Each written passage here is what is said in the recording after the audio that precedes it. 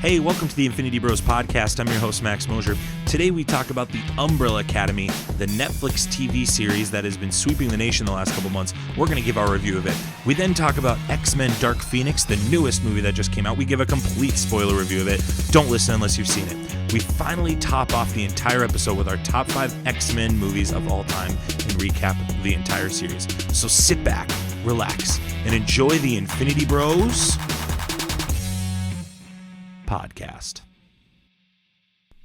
Hey, welcome to the Infinity Bros podcast, the only podcast that is perfectly balanced as all things should be. I'm your host, Max Mosier. We have 3 Infinity Bros here with us this week. We've got Mark Jones. What's up? Jarret Curtis. Hello, friends. And Robbie Sauter. Hey, everyone. Hey, we are so glad you're here with us. We hope that you're having a wonderful weekend, and we are so grateful that you're making us part of your listening time, wherever you're listening to us, however you're listening to us. Thanks for catching up with us. You can catch us on iTunes, Google Music, Podbean, Spotify, all that jazz. Super glad you're here. We are a pop culture's podcast. We talk about things that are going on in pop culture, things that are relevant to us, and we hope you stick with us. And guys, I owe an apology today because last week, Robbie, I flamed you. I went hard at you last week for being late, and then I come in 9 minutes late for recording today. So, Robbie, go ahead and throw it back at me. Have it. Okay, Zane. That's it. New Zane, just passing the Zane torch. It's all yours. So I'm holding the Zane torch till we get Zane back. Yes. But the irony is that we still don't have Zane on the podcast. But when will Zane be back? That's a great question, Mark. I don't know when Zane's going to be back. I just don't know. He's really busy. He's got to platinum those video games. He's a super busy guy. We all do not understand his lifestyle, okay? It's really hard too, Robbie, when you're working 3 days a week. Right. It's just hard. I mean, working 3 days a week, 68-ish hours of video games, and then he's got to sleep and eat Taco Bell in the extra hours. We're expecting a little too much of him, I think. It takes a lot of time to digest that Taco Bell. I think you're not giving him enough credit on that part. Right. He gets that extra 7 hours a week on the toilet because of the Taco Bell. So it's a tough life. We don't know. We would know nothing about us, especially us with kids. We don't know. We would never understand the pressure he's on. No, I don't think anybody here is claiming that. And believe me, Robbie, we have it easiest. I mean, with our kids, put them in the room as long as you want, come back whenever, and you're fine, right? It's right. So easy. Yeah. So easy. Having kids is easy. Mark, you're going to love it. You're going to do great at it. Jarret, we still haven't heard from Jarret because he's still dealing with his kids right now. So, Jarret, how's James holding up? James is fine. It's he locked me in a room. He throws food and water under the door. He told me I'm in timeout permanently, and I don't know if that was a threat or if he's just letting me know my condition now, but that's where we're at. What I like about James is he rules with an iron fist the way that Mark Jones would rule if he was your son. Mark, can you confirm? That would be correct. Okay, good. I'm glad to hear that. We've got some great topics to talk with you guys today about. One that's kind of older that we've all kind of put on our, back. We were supposed to talk about it last week, and we just never got around to it, and we wanted to make sure it was on the forefront today with the Umbrella Academy, a Netflix TV show that I believe all of us have watched. Mark, you're the only one I'm not sure. Have you watched this, Mark? It's funny that this got brought up this week. I had myself and my fiance Kelly started watching it, and we have 2 episodes left. Wow. And okay, so we've enjoyed it so far. So we will not spoil the ending, but we're going to talk in depth on this review. Jarret, you've seen it too, right? I know Robbie has. Correct, yes. Mm-hmm. Okay, yeah. I was going to say, I knew Robbie and we were talking about it months ago, and This is something when we made this podcast, this is episode 9 now. When we started, we're like, we have to talk about shows like Umbrella Academy because this show is phenomenal. And if you haven't checked out Umbrella Academy yet, you can see this show on Netflix. Wonderful show. If you're into superheroes like we are, it is quite a treat. It has, as some people that I know very closely would call a star-studded cast. But unlike those people, I would tell you that I know the names of the people on the cast. Mark, I do. I know their names. I'm not just going to say, hey, I don't know their names. We have Ellen. Oh, okay. Oh, that was a rip on Isaac. I see what you did there. Yeah. See, Was that passive? Was that passive aggressive from last episode? It just felt aggressive. But, not beneath us. It was just soaked in sarcasm, and we never Let me picked just up take on a it. quick turn here. Don't say that something is star-studded if you cannot remember the name of the actor. That's not going to fly. Just you got to at least give one name. He couldn't could barely name Angelina Jolie. Yeah, I think I gave him that one. You like tossed that, and then I had to do Camille Nanjiani, and then the other two were like no-namers. Right. People no one has ever heard of. And poor Isaac, he's like, it's so star-studded. Do you think he like pulled that out of his butt? Like, honestly, like real quick, let's pause. Do you think he pulled that out of his butt? He has Keanu Reeves in it. So that was enough for him. Star-studded. So anything with Keanu Reeves is star-studded. Is that what I'm hearing? Lawrence Fishburne? Yeah. Matrix? Yeah, I don't know. Keanu, he might, whatever. Anyway, the star-studded cast of the Umbrella Academy. We have Ellen Page, and that's it. That's the only stars I know. I'm just kidding. Mary J. Blige. We have, there's one more that I wanted to get. I'm pulling an Isaac right now. I had it in front of me. And The Flash. yeah, The Flash kid. Got it. I had it on me, and then Mark got me all talking. Ezra Miller. Aiden Gallagher. He plays number 5. But let me give the synopsis real quick, and then we are going to go ahead and do our ratings and quick review of the show. And then we'll play the bumper and we'll get her going right here. But the plot summary says this. On the same day in October 1989, 43 infants are inexplicably born to random unconnected women who showed no signs of pregnancy the day before. 7 are adopted by Sir Reginald Hargreaves, a billionaire industrialist who creates the Umbrella Academy and prepares the children to save the world. But not everything went according to plan. In their teenage years, the family fractured and team disbanded. Now, the 6 surviving 30-something members reunite upon the news of Hargreaves' passing. Luther, Diego, Allison, Claus, Vanya, and number 5 work together to solve a mystery surrounding their father's death. But the estranged family once again begins to come apart due to their divergent personalities and abilities, not to mention the imminent threat of a global apocalypse. Hey, if this is your first time listening to us, we want to make sure that you're familiar with our rating system as we talk about this and other shows and things like that. So we're going to put the rating bumper right here. Here on the Infinity Bros podcast, everything is ranked from a 0 to 6 point scale. 0 meaning horrible and 6 meaning absolutely excellent. If all of the Infinity Bros rank something a 6, it gets an infinity step. Okay. So, Mark, we're going to start with you because you haven't completed all of the series yet. So I'm really interested to hear your perspective. Can you give us a rating and an idea of where you're starting from right here? And what are you loving and what are you not liking so far? I guess I'm enjoying it. It's not over the top for me, so I'd probably give it 4.5 stones. What I'm really loving is just kind of the uniqueness of the whole story that's being told, and kind of that, like, not, it doesn't seem at this point, because I have 2 episodes left, it doesn't seem like anyone's too overpowered, but I'm guessing Ellen Page's character is going to be some, like, Xavier on steroids type of character at the end, and probably the reason why the world is supposed to have an apocalypse. I could be totally wrong. Some of the things I kind of, where I don't give it a higher rating, I just feel like, I don't know if it's just writing and filming or in editing. It just felt like some stuff, it's like, well, wait, why is that person there when you show it as something else? And then also, or one of the other things I like is, I don't know if they explain it down the road or go in a backstory to it, like the monkey, like, what's his name again, or the ape? Pongo. Bongo? It just like, you just get introduced to him. It's like he's just there, and you're just supposed to accept it. And I thought that was pretty cool. It's like, yeah, this is who. That's the best part. Who it is. Just accept this. Yeah, there's a talking monkey. Have at it. See you guys later. All right, this is Netflix Umbrella Academy, right? And no, I think that Mark, maybe that's fascinating. What we're going to. I would say I think that's what maybe be like the bright future of Netflix with TV shows or comic book series like this, where they just.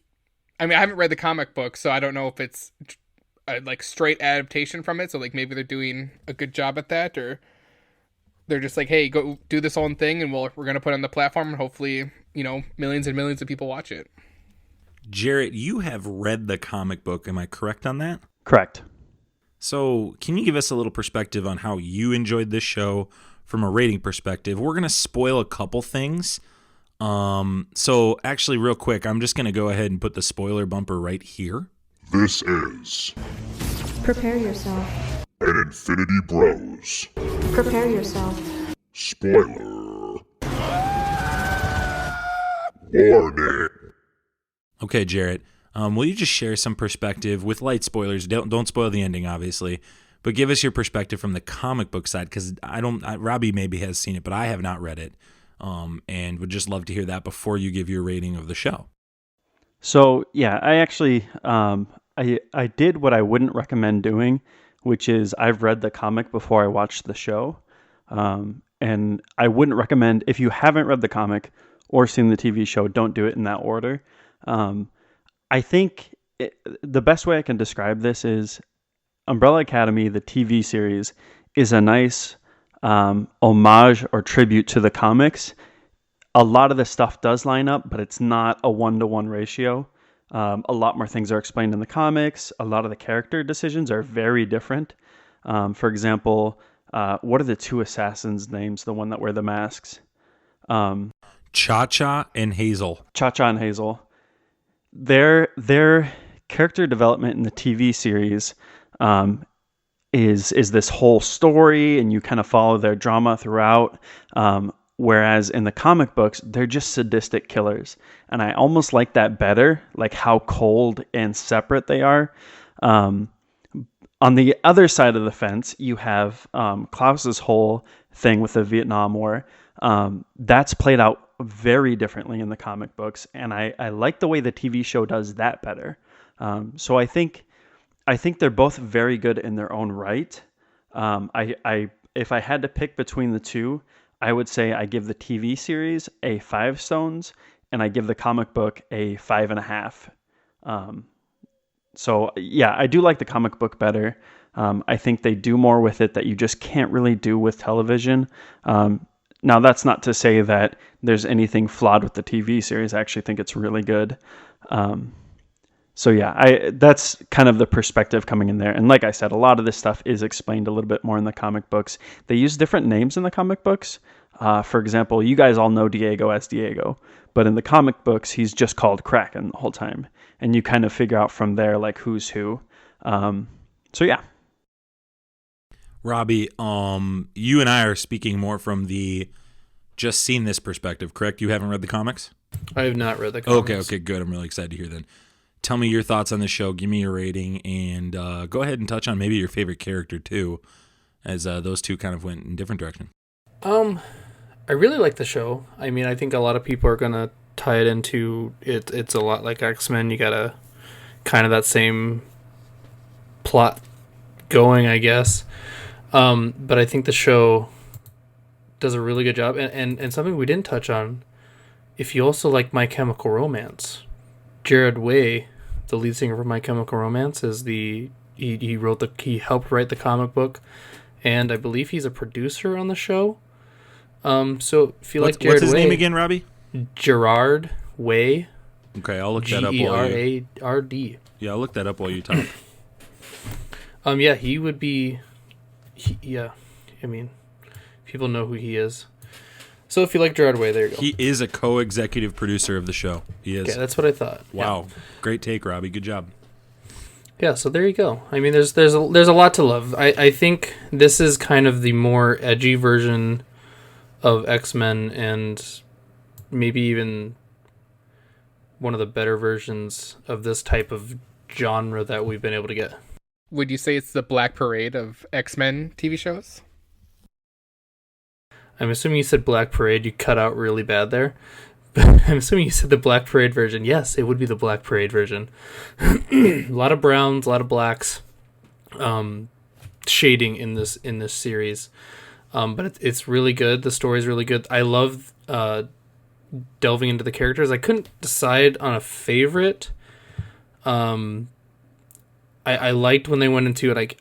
I'm blinking on the names now, because I watched it 2 months ago. But the ape type man that they used, the Luther.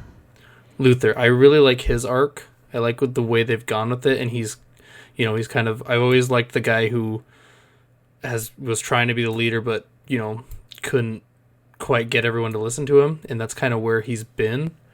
And I like his arc because then you start to see that he's not just always this tough guy arc thing. He has this backstory that he's ashamed of or wants to fix, and he's dealing with changes just like everyone else in the show is, and he tries to avoid talking about those changes more than everyone else. But yeah, the show's great. If I were to rate it right now after one season, I think I'd give it 4.8 stones is where I'd put it right now. Yeah, I'll go ahead. This show is fantastic. There's a reason we're reviewing this show today. And I think even a couple months later, after I've binge watched it and had some time to really sit in this show and sit about specifically how this season ended, which I'm not going to get into for Mark's sake, but for also, if you're listening, your sake, this is by far my most anticipated show of 2020 after this season. I cannot wait for season 2. I'm going to rate this as a 5.5 out of 6. This is a really solid TV show. And yes, it has parallels to X-Men, but I really like its fresh take. I mean, Jarret, obviously I've never read the comics, but this felt really fresh and new. I really liked that. I love Ellen Page in this show. I think Ellen Page is doing phenomenal things. Those last 3 episodes, Ellen Page is just absolutely owning that role. She's phenomenal. I really, really like Allison Hargreaves. I think she's going to get overlooked a lot. People are going to talk about Ellen Page. They're going to talk about Klaus, who has a great arc here in the first season, and number 5, who really owns a lot of the exposition and a lot of kind of the storytelling and his time traveling and all that. But I just really want to explore, as a viewer of this show, I was really looking forward to give me more of Allison's powers. Let me see her flex this muscle and really learning her tension she has. As you watch the show, you'll see there's a tension with her and her not Umbrella Academy family, but her immediate family, and why there's that tension and how it ties into her powers, but also ties into things like her marriage. And I just loved that arc. I thought it was really cool, and it went a different direction than I thought it was going to go. And there's some great twists and turns, as always, as every great TV show should have. But man, I'll tell you what, Netflix hit an absolute home run with this. Season 2, I bet, is going to be an absolute killer. And if you are not watching Umbrella Academy and you are a superhero fan, in my opinion, you are missing out on some of the best creative new content out there right now. And as these Marvel shows leave Netflix, I really hope Umbrella Academy owns a corner of the Netflix market, because I will be coming back to watch this show in season 2, ready to go the night that bad boy drops. Jarret, who's the character that stuck out to you most in season 1? I would say Klaus for sure. I think I like his character arc quite a bit. The issue, and I probably would have agreed with you with Allison if it wasn't for the fact that I think the comic does her story a little better. They do things with her marriage and stuff that doesn't really come out in the TV show. But I think the TV show does Klaus way better than the comic does. So for that reason, it would have to be him. And even with Ben, the other member who's, as you'll learn, I mean, you learned this early on, but he's passed away. How he even connects to all of it, I'm like, whoa, that's really cool how they connect them. Yeah, he has a lot more cameos in the TV show than he does in the comic, and I think the characterization that they do in there between him and Klaus is fantastic. So, Mark, real quick, I just want to hear, what episode are you on? What happened last? And what are your predictions for the end of this season? Can you just tell me where you kind of, spoiler alert, by the way, if you want to pause, go to maybe fast forward a couple minutes so you miss this. Go ahead, Mark. Oh my gosh. The last episode we watched was the episode, I think it's episode 8. It's the episode where at the end, everything you just watched goes back to the beginning, and I hate that in shows and movies where it's like you made me sit through 40 minutes of all this. You gave me a dance scene that meant nothing, and now we're at the beginning. We're starting over. And I felt like just a lot of that just connection and bonding you got with characters just meant nothing, and so that's where I'm at. And now I'm thinking they're gonna eventually have to figure out that and it's the episode where they number 5 blows up the time travel business or whatever, I forget what they call it, and then they're gonna go stop the end of the world, and I'm thinking they're gonna figure out that it's Ellen Page's character, but I could be totally wrong. That's just me theorizing. Yeah, that dance scene between Luther and Allison that's probably top 5 moments in the whole show. Wouldn't you agree, Robbie? All right, hot takes, yeah. Cool, great, awesome feedback. Thanks for that. Wait, you're saying it's top 5 moment that means something maybe in the last 2 episodes? Because No. I felt watching it, I'm like, you could have done all this connecting without. No, I think it really gave backstory to where Luther and Allison were as characters before they kind of went their separate ways. And yes, did it happen? No. But to us it happened, and it gave depth to these characters. That was a character development moment, and now we know really where those two are. I kind of liken that to Fitz and Simmons in Agents of S.H.I.E.L.D., how just they are meant to be together. Those two are meant to be together in that TV show, and the TV show finds unique, intentional ways to keep them separated from each other. And I think that's what this show is going to be trying to do. Are they going to do it for like 5, 6, 7, 8 seasons like Agents of S.H.I.E.L.D. has? No. But I think that was the point of that. I don't think we're spoiling anything about the ending of season 1 by saying that. It's just, for me, that dance scene is one of the images I still think of, again, months later after finishing it. How much I really enjoyed that show. That was one of them. Jarret, what do you think? I think there's a good running theme in The Umbrella Academy, which is what could have been, or like if things were slightly different, this is how much better the world could be. And that dance scene is that, like, we could have had this beautiful moment between these two, but instead things went awry, things got messed up. The whole story with Luther is that, like, he was supposed to be the hero of this amazing team. Things were supposed to go right, and time after time, one little thing would get in the way and it would clog things up, and he was just trying to hold it all together. And that's a major theme in Umbrella Academy, and I think they do it so well. The other theme I love is just and again, this is what makes every great show, is flawed characters. Every single one of these characters is unbelievably flawed. Like almost unbearably flawed. And I really enjoy that. And I really enjoy how Klaus at the beginning of this season is like the biggest loser out of them. And not to spoil it, but his arc is for me, for season 1, is a very fulfilling arc. And Luther, I have the opposite thing. It's similar to you, Robbie. I love that kind of idea of the leader who wants to lead, who feels called to lead, but cannot finish that leadership. And I just love that. And I cannot wait for season 2. My anticipation's so high. Mark, I am so excited to hear what you think about this ending of this, because this season finale was one of the best season finales I've seen in a long time. Well, that's good, because I always it gives me joy when you're excited to hear my opinion. That doesn't happen often. So, it is what it is. Any last comments on Umbrella Academy? Go watch it. Go watch it. Yes, absolutely go watch it. Very positive reviews from the Infinity Bros. I don't know what Isaac's rating is or Zane's rating, but who knows if do you think Zane's watched it? I don't even think Zane's watched it. I think Zane Has he? Oh, Zane has watched it. That's right. Oh, I mean, it's a comic TV show. Anything with TV, he's Zane actually has watched it. I take that back, because he's one of the few people I talked about. Has Isaac watched it though? I think so. I think I remember that conversation. Yeah, we'll definitely have to get their reviews, because this is so good. So, hey, we're gonna enter into what's hot, what's snot. We talk about every week the things that we are engaging in pop culture. Could be new, could be old, just like Umbrella Academy.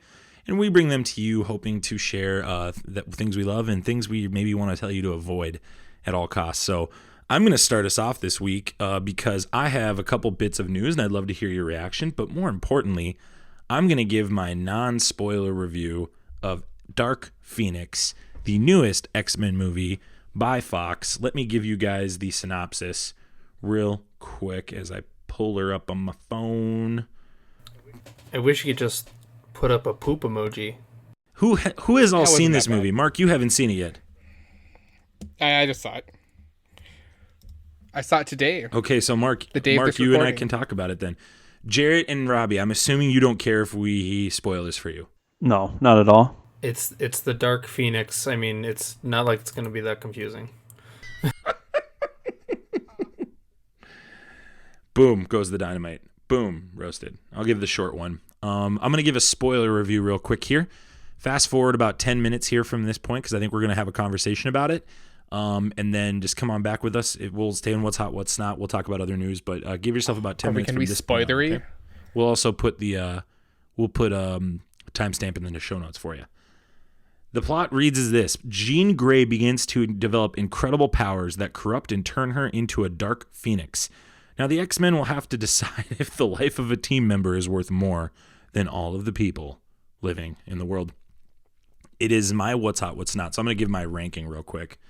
And then Mark, I'm just going to throw it back to you, and then we can maybe review this since I thought I was going to be the only one that saw it. So it'll include this, but we'll spend a good chunk of change on this. I told you on Monday I got tickets, so it's okay that you don't care sometimes.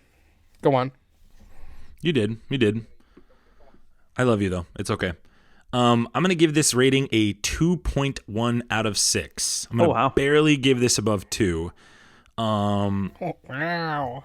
Just very quick observations before Mark takes it. Jennifer Lawrence is checking out of this movie. 100% she checked out of this movie. Well, everyone's checking out of this movie. Amen. Praise be, Kevin Feige. Jessica Chastain is a waste of space in this movie. I don't know why she did it. Fassbender and McAvoy are trying. I think they're trying. I really do. The script did them no favors. And they sidelined Quicksilver. Yes. They sidelined Quicksilver. That pissed me off the most. I'm sorry. Yeah, and no, Mark, you're good. We'll talk about it. They sidelined Quicksilver about start of second act, and it's like, you guys are idiots. It's like the end of the first act. Yeah, end of first act, start of second act, and it's like, what on earth are you thinking? Why do you think we're here? What are the best scenes in the other ones? And we can go into more depth on this in a bit, but here's what I'll say, and I'll kind of close it out with one sentence. This is the X-Men 3 movie, The Last Stand we got, with a new cast in a different era. Mark, go. But worse, might I add. I'll argue that it's worse than X3.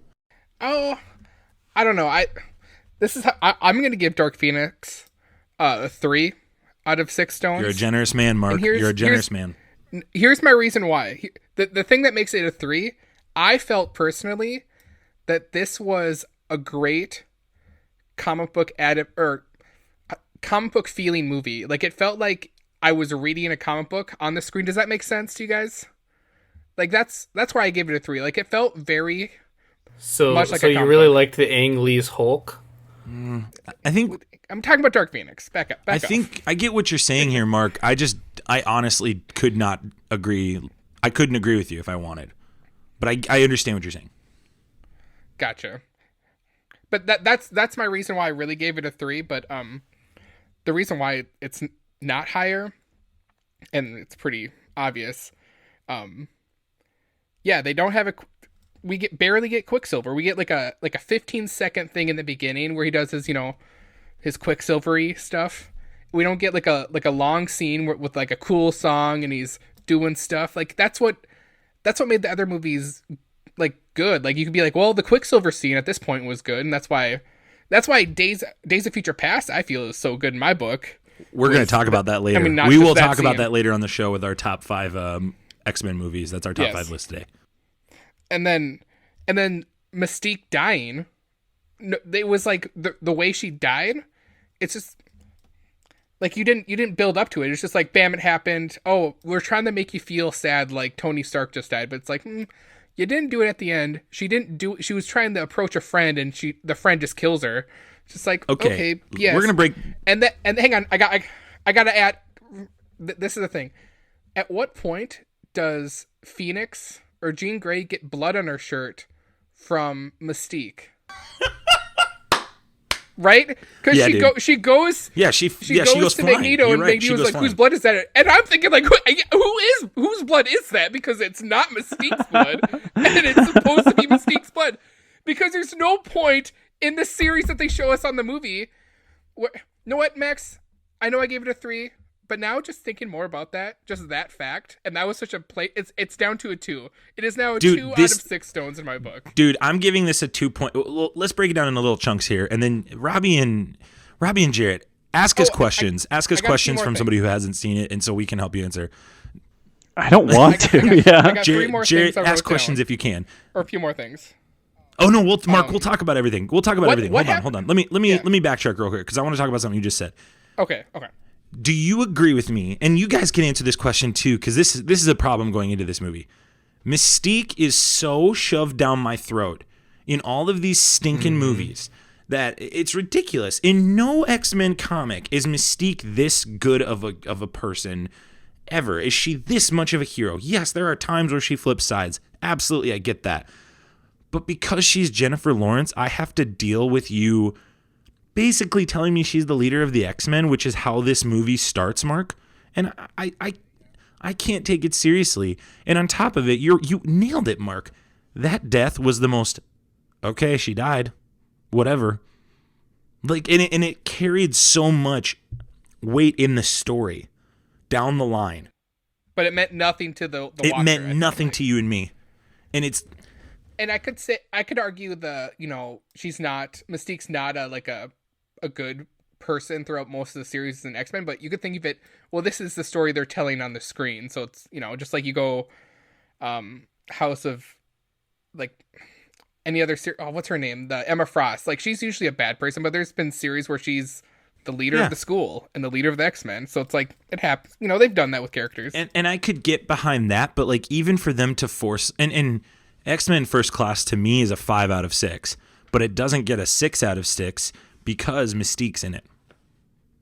That's the reason it doesn't get a 6 for me. And I've felt that way all the way through. The only thing I even want to talk about with like those movies is that twice they have perfectly casted Magneto and Xavier in both these runs that they've done, and then they just waste them. And on top of it, I would like to take those two to the MCU.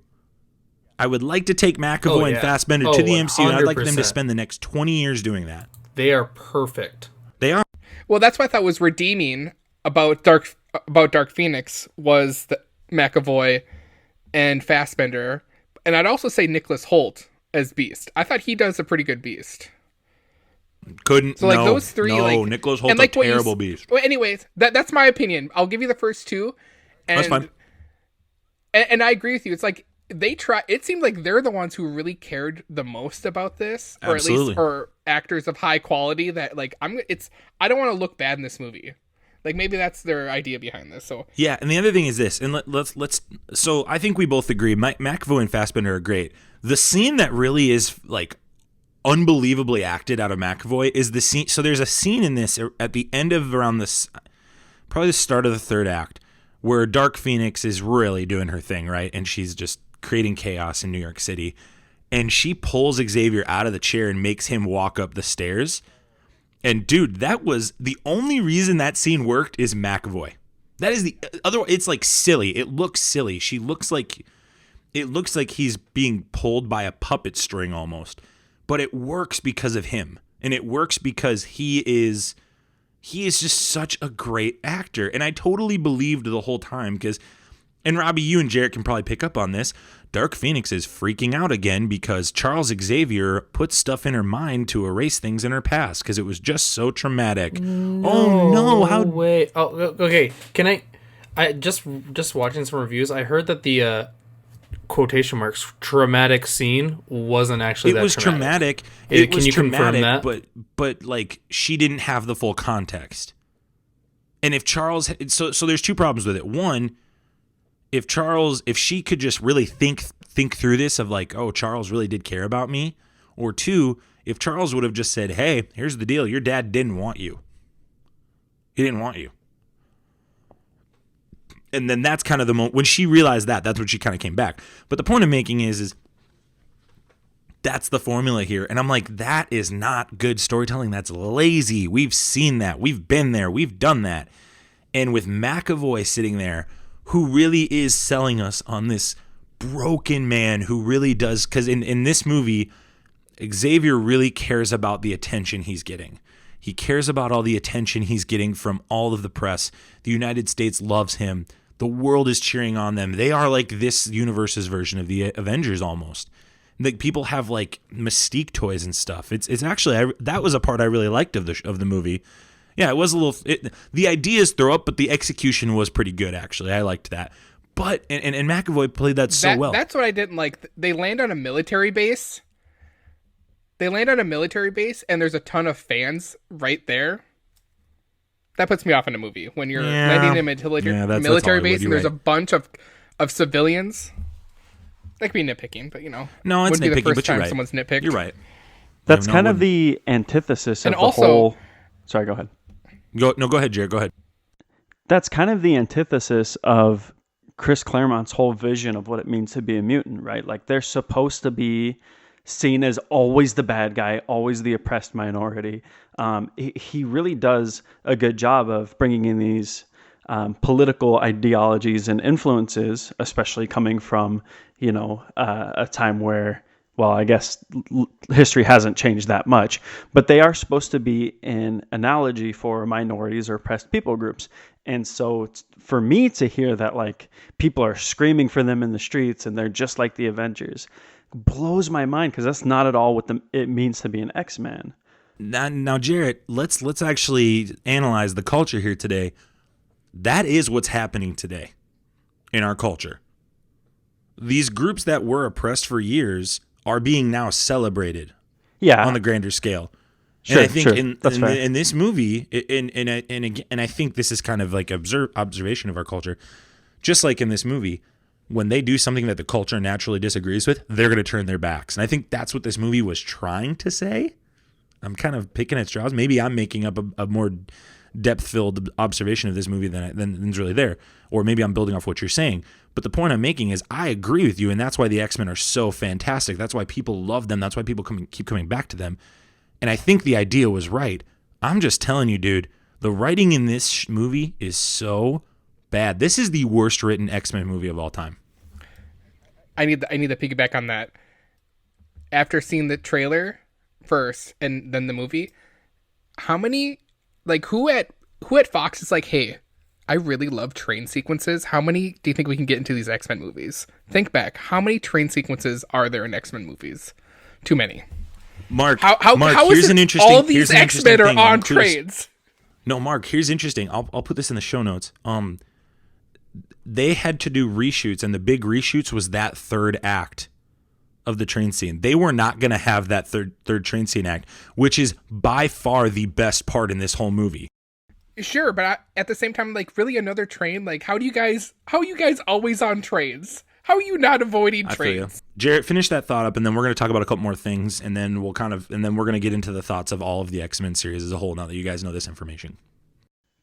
So two things. First, I don't know why this is the first thing that popped into my mind, but when you were talking about Xavier erasing the traumatic memory from Jean Grey's mind, instantly my mind went to the episode in Rick and Morty where Morty experiences true level for the first time. Like, my mind just pictured that memory being erased. Lambs to the cosmic slaughter. So that's immediately what my mind went to. And the second thing is, it's so hard to me because you talk about these characters and these actors. Like, we all know J-Law is not a bad actress. Sophie Turner, obviously I'm not a Game of Thrones guy, but you'd be hard pressed to find somebody who doesn't know who she Jared, is. let me tell you, which let obviously me means, cut in real quick. Sophie Turner did her absolute best acting in this movie she could do. This was not on her. I thought she did a wonderful job, and this is where I'm stepping out. She did better than Famke Janssen, in my opinion, with this role. I think she really sold me on a broken woman who was searching for this. But again, and you're absolutely right, Jarrett. She is a phenomenal actress, and I saw it in this because I don't watch Game of Thrones. I saw it in this, but I'm telling you, dude, she did not have any help with that script. That's rough. That's hard to see. And the other thing is, before we kind of get into the rest of the details, Mark, the Cyclops F word, was that the cheesiest F word of all time? Oh my! Yes, I heard that. I'm like, I went, what? You would say so that Magneto? To that person? So she just You're came in. gonna kill her, F you, Jean man. Grey just came in, destroyed everything because they did Genosha. Okay, Yeah, like they did Genosha. like a starting. Yeah, they did off that, which I Genosha. thought, which Oh, that was cool. wow. But like, yeah, exactly. It was like the first couple of years of it. She comes in. She basically like she brings the U.S. there because she's crazy and they're trying to kill her and all this stuff. It's U.S. land given to them. Correct. That's a point in the. Magneto gets mad because he finds out that she killed Mystique. So they all kind of converge. X-Men and him converge. And when they converge, Charles and Xavier do their little, hello, old friend, game of chess conversation. We haven't had that in 20 movies. Oh, here we go. Hey, don't spoil the ending. Don't Not spoil the true ending. I said we're spoiling the crap out of this movie right now, Mark. I'll spoil the crap out of this movie. Robbie does not care. They literally play play chess at the end? end. That's So literally the end of the movie. Thank Yeah. the Lord. That's the Yeah, only. Robbie, you That's the could only totally part I have want written to that see. script. Anyway, so they come up, Magneto. I don't know if that was. Is that a shot or is that a compliment? I'm not even sure. That's a shot at Fox, not you. I'm saying anybody could have written it. That's all I'm saying. The point I'm making is Magneto approaches them, and Magneto goes, "The girl dies, Charles." And you've seen it in the trailer. And then he goes, the Cyclops goes, "I'll effing kill you if you touch her." He said it like that, and it's like Fox has had this great like pattern of like great F words, and that's where they throw it. Remember? Okay, towards the end when she's like got to make the decision to like either destroy Chastain's character right there or go up in space and kill her. Like right before that, he's like when she notices that it's affecting the other X-Men, and Cyclops is like, "Ow!" Like, do you remember like how nonchalant he like was with his injury? His like arm, his like hand is You know what? disintegrating. This movie gets worse and worse the more I think about it. His hand is like But becoming so particles in the normally air. reacted. He's like, "Oh, ow!" And he's like, "Oops, this hurts." You're right. Owie. Okay. Couple more things, Mark. The third act train sequence is fantastic, though. Oh yeah. That The aliens and that's versus what the I was X-Men getting is great. Scared with. I was like, no wonder people hate this movie. You don't give me enough of the mutants using their powers, and then the train sequence, you're like, all right. Yeah. Because these writers think that they're being clever in their writing, and they think they're talking like Claremont, Jarret. That's what they think they're doing, and they're not clever, and they're annoying, and they're on the nose. But then we get to this third train sequence that they had to put in post-production, and dude, when these X-Men all get released, and it's the Brotherhood and the X-Men working together finally, it is phenomenal. It is phenomenal, and these aliens are tough, man. It is honestly, this might be worth just renting or like seeing for free down the line. Fast forward to this scene, dude. This scene is so good. It is awesome. Is it the Shi'ar or the Brood or any aliens and we this know? is another. That's so funny you say that. I believe it's the Shi'ar, but I'm not 100% sure. I think you're right. I think it's the Shi'ar, but again, they gave exposition on everything, Jarret, but what the aliens are. That's so I funny. swear, the whole movie. They're like, yeah, the these whole things movie, happen. I'm having Let's everything deal with it. spoon-fed me like I'm my 6-month-old son, and then all of a sudden, oh yeah, by the way, there's aliens in this. Well, where are they from? That's not important. Jessica Chastain wants to kill everybody. Yeah, we can't read their minds. It doesn't matter. Jessica Chastain. Who are you people? It doesn't matter. I'm a writer. I'm smarter than you. That's what they're saying to us. Mark, what are your thoughts on the series as a whole? Before we get back to what's hot, what's not. Well, after this movie, it made me think like, well, I thought because of Days of Future Past, like the first two X-Men were supposed to be in the timeline, but after this one, I'm thinking like, wow, they were like, they it's are our not. last movie. This is a effing splintered cares? timeline. You're absolutely right. That's so funny you say that. And that's what makes me think it's like, I think standalone, like comic book feeling movie, it does well. It does feel like the dialogue would be in a comic book, but like how it fits in the whole, I don't know. I just feel like this is a bad taste in my mouth for this series. Not as bad as Game of This is for all four of us. What is the legacy of X-Men? Hugh Jackman. And Xavier, the people who played Xavier From both Magneto. sets, yeah. Yeah, from both sets. Everything else you can basically throw away. Yeah, and I think Fox tried to tell us that Jennifer Lawrence is supposed to be amongst them, and she's not. No, she's not even close. She's horrible in this series. I give her a fan-fortastic the whole series. I don't know about the whole series. Definitely whole series. Dude. I will say the one thing. She's terrible in First Class. I'm with Max on this. Another redeeming quality about Dark Phoenix is I felt like they were closer to what the character should look like from comic book to screen. Because if you look back at it, I feel like this Mystique, even though we didn't get a lot of her, did look more like the Mystique you see in the comic books. Yeah, but again, like, and the look at least. Look at the end. Just her appearance. Just that. But dude, Jennifer Lawrence is packing it in. You know that. You acknowledge that. She did not care at all about this movie. She knew she was a one-act wonder. She wasn't going to do this movie unless the How director long is she that they in the have movie? She's in it for 30 minutes. 30 minutes. If that? That 30 minutes? Makes me more interested in going. Maybe 40? Does it though? A little bit. I mean, I get the end, another train scene, and I get the train scene.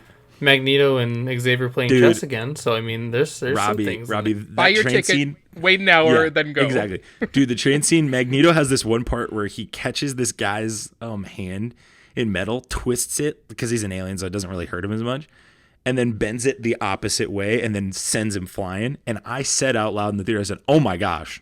It was like awesome. It was horrible. I was like, I've never seen that in an X-Men movie, and I'm wondering where that's been. I'm like, where has this been? Like, who's the guy that came in and made that choice? That's the guy I want running all of these X-Men movies.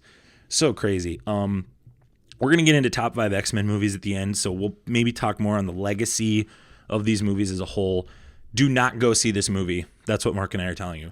Don't go see it. I would. Hey, end of the day, I'm an X-Men fan, and I was gonna go to this movie no matter what. No Rotten Tomatoes will find me going to an X-Men movie. So I would say if Mark, you love the X-Men, I don't need Rotten Tomatoes to tell them. Go on $5 Tuesday. Go to this movie. You have nothing if you're else to gonna do. Are you go, sure? I can't hear you. It sounds like your mouth is full of Rotten Tomatoes. if you are like, I gotta go see this movie, I'm an X-Men fan, I'm Mark, I'm spoon-fed the X-Men every day, then yeah, go on Tuesday and spend $5, or maybe convince your neighbor to pay for you, because this is not worth your time. And I feel bad for McAvoy, I feel bad for Fassbender, and I think of all the people I feel the most bad for, it's Sophie Turner, because I really do think she did a great job. And I'll tell you what, I walked out of the movie going, maybe I do need to give Game of Thrones a chance just because of her. She did very well. So we will go back to that. Finishing up my what's snot. Keeping on the X-Men news, New Mutants has another set of reshoots, guys. Wow. Why? Like, why are they reshooting this movie? Like, I don't get it. Just put it out. Just wait for Disney Plus to come out and just put it right there. Is New Mutants a movie? It is. Yeah, it's a movie. Do you think? Is it Fox's last movie? Yes, it's Fox's last X-Men series. For the X-Men character. Oh my gosh. Just stop it. But I don't think it's supposed to be connected at all. I think it was supposed to be just like a... Then what's the point? It was supposed to be a launch of I new don't know. things.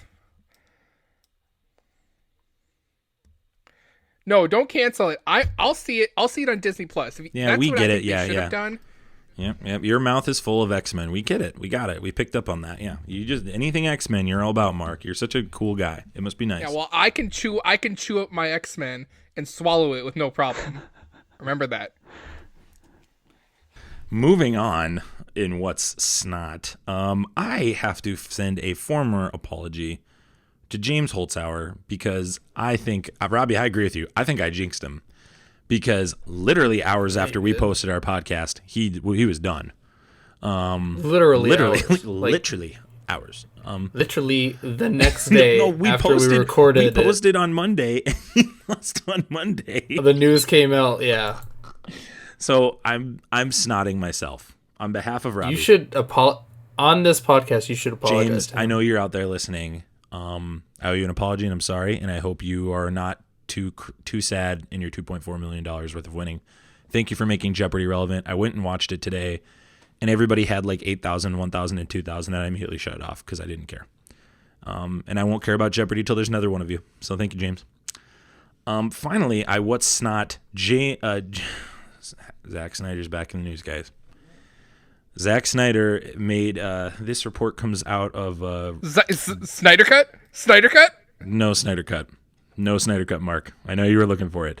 Dark Horizons on Monday at 9 a.m. Snyder basically gave his endorsement of Pattinson being casted. And I don't want Zack Snyder anywhere near Don't touch it. this production, and I'm just getting fed up, Robbie. And I was listening, Robbie, I listened to our last week's podcast while I was mowing the lawn today, and you just nailed it. And like, I'm giving up on the DC universe. I just like cannot. And I'll get into what's hot in a sec because I do have DC universe stuff in my what's hot, and they continue to do this to me. How can you give up on them when you're such a Man of Steel fan, which is all about hope? That's my problem here. Are you giving up hope? I don't know, dude. I believe in Man of Steel so much. But Batman versus Superman is so bad, in my opinion, that I just don't want Zack Snyder anywhere near it. So for him to even say this, he probably has no like bearing on the project. But I'm just like, stay away, Zack. Get away. Go. Just go. My hope in DC and WB got worse this week, so I mean we'll get into that in my side. Yes, we'll talk about that. I know what you're saying. I know what you're gonna say. Could you imagine if Zack Snyder had the same control as Kevin Feige in the DCU? Like, do you think we get a good series of movies if one person is it's like having a vision for this? No. We probably get some really cool looking movies with really dark scenes. And that's not what DC fans want. They want quality content. That's great storytelling. It doesn't matter the color of the screen. It matters the quality of the story and the quality of the characters. You don't want brown scale? No. Wait. You don't want the entire movie covered in brown scale? I'm a psychopath. How ridiculous. How dare I want Zack color? Snyder is somewhere doing the Pikachu face. Well, here's a great transition, Robbie. On my What's Hot, that Wonder Woman picture that was released by Patty Jenkins this week. Oh, man. I will include a link in the show notes. Oh, man. Cannot wait for that movie. Mm-hmm. Okay, cool. Thanks, Robbie. Really appreciate that. Awesome feedback. Love it. The other, it's a poster. What else do you want me to say? The poster's amazing. I'm excited about the movie. It's good to know that Gal Gadot still looks like Wonder Woman. Yeah, it's like she can stand there in awesome new armor, the Golden Eagle armor, and look fantastic. I don't know. Yeah, so Robbie, clarify this for me, because some people are online like, oh, she looks like she's from Atlantis. I know there's a story behind her armor. What is it? It's just the Golden Eagle armor. I don't know the exact story behind it, but it's just a set of armor that she wears in certain comic books. Like, she has a bunch of different armors. That's one of them. I don't know where they're going to go with it, but it's probably going to be epic because Patty Jenkins, I think we know now, probably should have been the one leading the DC EU charge. Dude, She did a great job with Wonder Woman. I tweeted I can't after wait for the Kristen Wiig and Gal Gadot fight in that movie. Just remember that. Oh gosh, yeah, that's gonna be great when that happens. I tweeted after I walked out of Wonder Woman. I said, "Give Patty Jenkins Justice League. Give her Justice League. She will." And every time you see her in an interview or even just on her small tweets on Twitter or whatever, she seems like she knows what she's talking about and she has an idea for everything. I feel like if she would have had creative control over everything, DC probably would be in a better spot right now. But here we are. Jarret, what do you think? I think, obviously, like, I would just be echoing everything you said. I kind of like that it's got this whole vaporwave aesthetic to the screenshot that they or the promo that they released. It feels very Ragnarok, and I think because they kind of go for that same aesthetic, I'm super excited for this movie. The one thing I would like to kind of touch on, and this doesn't have to be controversial or anything, but like a lot of people see all the colors, and a lot of people instantly go to, because of the month we have, it's Pride Month or whatever. A lot of people are going to that. Oh, they're just doing it to support Pride Month. It's like, no, they've been going with all these colors ever since we've known about Wonder Woman 84. Like it's been what they've been going with. Yes, it fits perfectly for the month we're in, and that's great, and people can love that too. But like it's because of that's what the theme has been. And I'll just point out that it's actually my phone background already. Immediately after that picture came out, I just put it as my phone background.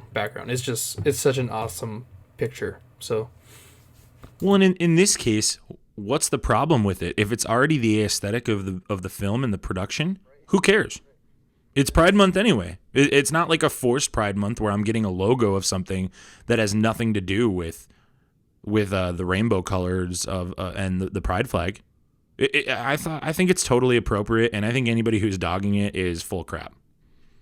So, yeah, man, agree with that. And then Captain Marvel just came out on Blu-ray. Loving that, loving having it. Give me more Goose the Flurkin in my life. Anything with that. Buy this Blu-ray. I did my best. Yeah, Mark, you gave me a Flurkin pop the other day. I really appreciate that, man. It looks sweet. Well, I hid it in your house, and you found it a week later. Dude, I'm like never in my basement because my basement's so chilly now because we run the AC, so it's like 57 degrees in my basement now. Did you know that? sounds perfect. It feels amazing, but I'm just never there because I have to take I'm care just of my waiting child for when he Mark gets to too chilly. put a Funko Pop in my basement. I don't have a Goose Flurkin. Yeah, man. That's my list. We just spent half an hour on my what's up, what's not. That might have been let's the move longest over to hot snot list. Well, I didn't realize how long X-Men was going to go. I would have just made that a separate segment altogether. Mark, what's your hot, what's not?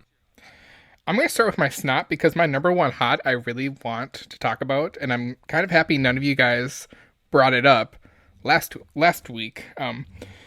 So my first what's snot, and I'm sure I don't want to steal Robbie's thunder because I'm sure it's on his, is the canceling of Swamp Thing by the WB. And I'll let you go into more probably on that side of how good it is.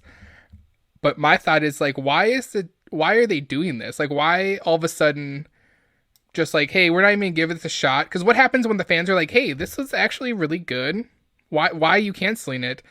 Which then goes to my thought is maybe the WB is planning their own streaming service. They're like, hey, we want to kind of cut down on all the content here, so let's cancel everything on the DC app, and when that's all run its course, we can move everything to the WB app to compete with Disney. That's my thought on that. My number two snot, going into sports again, but I thought it was relevant because it's happening, is the Golden State Warriors investor, Mark Stevens, pushing Kyle Lowry in Game 3?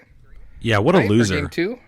What a loser. Yeah, like I never understand why if you're not a player or even a coach, why you'd put hands on a player in the league that you like either work for or invest in. Like I don't think it should. Like the NBA gave him like a 1-year ban, and like he had to pay $500,000. What they did first? I didn't see what they did. Because at first they went really lax on it. They were like, "Oh, you can't come to the rest of the finals," and they fined him like $50,000. And then the NBA was like, "That's not enough." Yeah, we're doing more than that, dude. Because that was if that guy like, wasn't. I don't think that dude should ever step foot in an NBA arena ever if that again. guy wasn't an investor, there's no way he steps foot in an NBA arena ever again. Yeah, like if it was a commoner, they would be banned for life. Totally. And then my going on to what's hot, I got 4 of them, and 3 of them are kind of quick. My number 4, and I know Max is gonna hate it. I know you are. You can sense what's coming. Jon Moxley of AEW. Mark, you're going in and out. Can you say New Japan? Mark, can you? Am I actually going in and out, or saying... are you doing this to me on purpose? Jon Moxley of AEW. You were legitimately going in and out, but I don't want you to repeat it because it has to do with AEW. So thank you. All right, Jon Moxley of AEW winning the New Japan Pro Wrestling U.S. title, making him the first person to have had a title reign with both New Japan and the WWE for the U.S. title. And I'll leave it at that. That somebody else decided it wasn't earned. Robert Smarnock will understand. That was all pure gibberish. My number 3, which was kind of funny because at work it like kind of popped up because I was looking at Brad Pitt, like the Once Upon a Time in Hollywood. I don't know if someone's mentioned that in that What's Hot, but that's like one of mine. But not today. But I saw this movie called I don't know if I'm butchering the name, but like Ad Astra, and it's like a space movie with Brad Pitt. Yes. Where he has to go to like the edge of the solar system to like figure out like what's happening and like maybe destroy the stuff. And when I went to the movie today, that was one of the trailers, and I thought, wow, how like what a coincidence. Yeah, that trailer looks sweet, Mark. I saw that and when I went to Dark Phoenix last night too. And I always have this feeling if it's a big production movie and it has Brad Pitt in it, yeah, it's gonna be a good movie. So that's one of my hots. And my number 2 hot, and it's been kind of the rage for the last week on Netflix, is the movie Always Be My Maybe. Hilarious movie. I don't know if any of you have seen it, but it's a great rom-com. Maybe one of the best rom-coms ever made. And it has a great scene. What's your rating? It has I would say it's a 6 out of 6. And it's got a star-studded cast. It's got Keanu Reeves and other people. So wow, you named one person. I said star-studded with Keanu Reeves. He named one person, man. Star-studded, Jarret. They have a star-studded it's a great cast. story. Keanu Reeves is in it. They have a star-studded cast. Do you know who's on it? I do not know. I don't know. If you love comedies and you love romantic movies, then this movie combined both of those things to give. It has John Krasinski in it, doesn't it? No. That's a joke for Max. Oh. Mark, you're just a lesser being, Mark. Yes, That's all nope. it is. Well, I'm not a lesser being, remember, because if I was a lesser being, I would have known that instantly. You would have got that joke, yep. All right. And then my number 1 hot, and I want to get your guys' thoughts on this. I think the news broke, or the kind of story broke last week. I don't remember exactly when. But Quentin Tarantino being attached to a Zorro Django movie blew my mind. And if you've heard anything about this, it's supposed to be like a Django meeting up with an older Zorro. And I'm thinking, oh, we got a Quentin movie, bringing back Django, get Jamie Foxx, and an older Zorro. So we're thinking like 60s.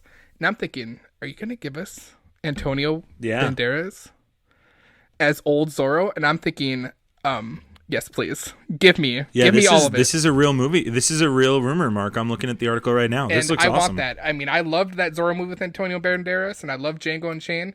And if you're going to tell me you're going to give both of those characters, and Quentin Tarantino might be either producing or directing it, shut up and take my money.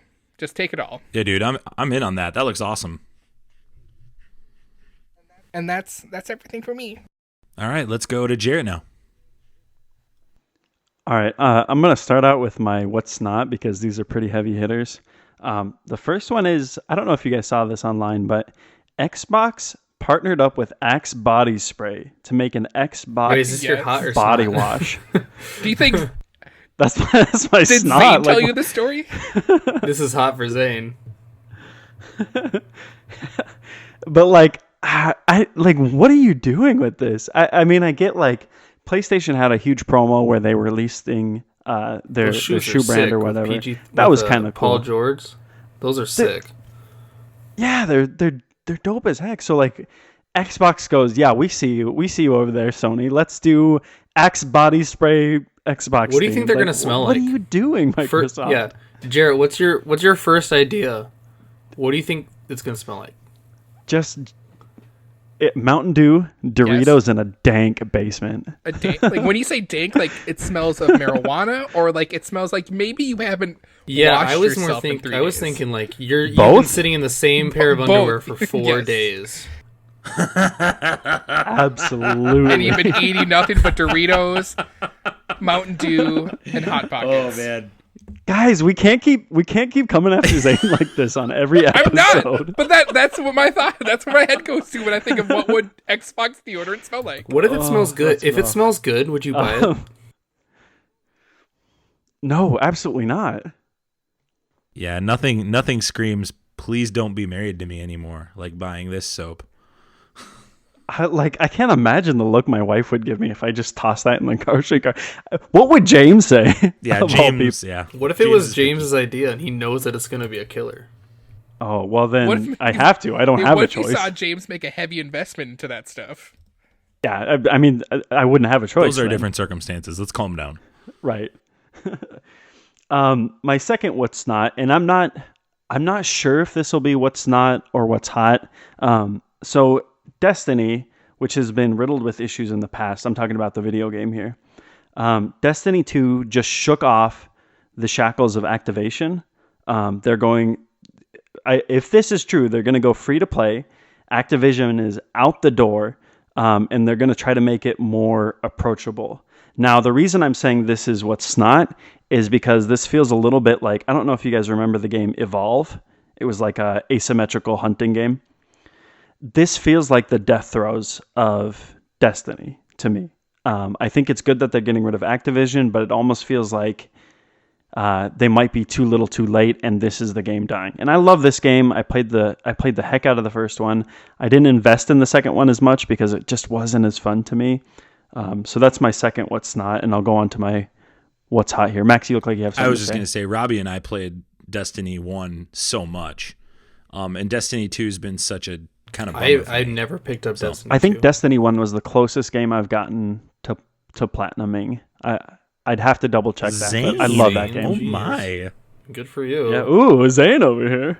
Do you want a real? Us fancy. Let Do me you want a pass real the trophy, Can I or- pass the baton to him now? There you go. That's yours, Yeah. Jarret. You now have the Zane trophy. Hey, you can trade that in I'm for a like greater 5 human pennies. 5 schmeckles. The return rate on platinums is not good. I'm just imagining the Fleeb. The Fleeb. Shoot, bucks. Get your plumbus. Everybody has a plumbus. Everyone has a plumbus. My what's hot is, first of all, VR. I have a PlayStation VR, and it is phenomenal. Some of you guys know I worked in a lab for the Army. I worked in an Army research lab last year, and so I got to work on some of the military's AR VR projects, and that is insane, the things that they're doing. But Minecraft, and if you would have asked me a week ago, I would have said AR is horrible. It's not the future. I think Pokemon Go showed us that like the technology is there, but we don't really know how to utilize it yet. And then Minecraft decided for some reason to jump in on this, and it looks insanely good. And so I think the future of VR and AR right now looks really hot. PSVR is at an all-time low. I think Oculus has dropped in price like crazy. So that's really, really I think the one of the price big has been things the right thing now. turning people away. Because I'm not about to spend another $300-400 so I can get all the VR equipment on top of my PS4. There's no way. Where in like probably 3 years, it's going to be less and even better. Right. Yeah, it's like $250 right now. I think you can get it in certain places for some of the bundles. And I think you guys are dead on it. It will get more approachable as time goes on, but I enjoy my system. My wife got it for me for a present, and it is just insanely good. My next what's hot is actually a board game. We don't really talk. I don't think we have talked about a single board game on the podcast yet, but I am in love with this board game called Root. It's by Leader Games. They just did their third Kickstarter, which announced the second expansion for the game. It is this asymmetrical like domination game with some political aspects, some war aspects, and it is wrapped in this cute little woodsland animal box, and the art is incredible, the game design is incredible. I cannot get enough of what Leader Games is putting out with this game. They made another game called Vast, which is similar to this. It's an asymmetrical dungeon crawler thing. It's not as good, and it's significantly less approachable, but Looks look up really cool. Root by Leader Games. It is a fantastic game. Jarret- it's Jarret, insanely I'll awesome. include a link on Amazon to check this game out. I'm looking for at it our right listeners. now, and it looks really, really cool. Yeah, you can get Root for $100 on Amazon. Or no, you can get it for $100? it That's looks like $50. It seems 50 to 60. that seems looks like high to be me. the That going might rate. be Yeah. that's probably for Root and Riverfolk, which is their first expansion. Sorry, the third expansion is set to release, I believe, December of this year. 59. So yeah, that's you can Root get by it Leader for Games. It's $49 insanely and awesome. $4 in tax for free with free shipping on Amazon if you go through a private seller. There you go. Come on. My third What's Hot, and I don't know if you guys ever played these games, but it's Baldur's Gate 3 being announced. I'm a huge Dungeons and Dragons nerd. I love it. All the guys here on the podcast are actually in my D&D group. I DM for them. And Baldur's Gate was one of my favorite games growing up. I played a ton of that, a ton of the Neverwinter series. And I'm excited to see that this is coming back in this decade, and it's going to be amazing. So yeah, that's my What's Hot, What's Not. Cool. Robbie, close us out, man. Cool. I'm going to start with my What's Hot because everyone knows what my Snot is and might go into more depth on that. But my What's Hot, Funko, and we haven't talked about it. I don't know if we've talked about it yet. But Funko just released the first image of the Batman Begins Jim Gordon with Batman on the rooftop with the bat signal, and the bat signal lights up. So that is a set I will 1000% be getting. Yeah, they literally just released the pictures for it, and you can pre-order it now. Dude, that is sweet. I'm looking at it right now. He's holding the Joker card too.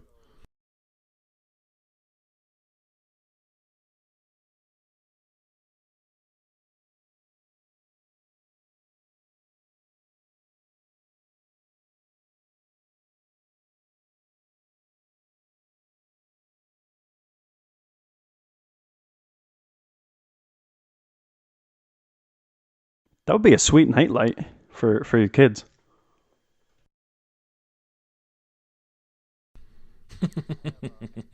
I have just a quick aside. I have a ton of Scotty Young variant covers, and that's kind of what's going to go in the boys' room. And so to have Funkos in there as well, so that's where I sweet. put a lot of our Disney Funkos. I put them in my son's room.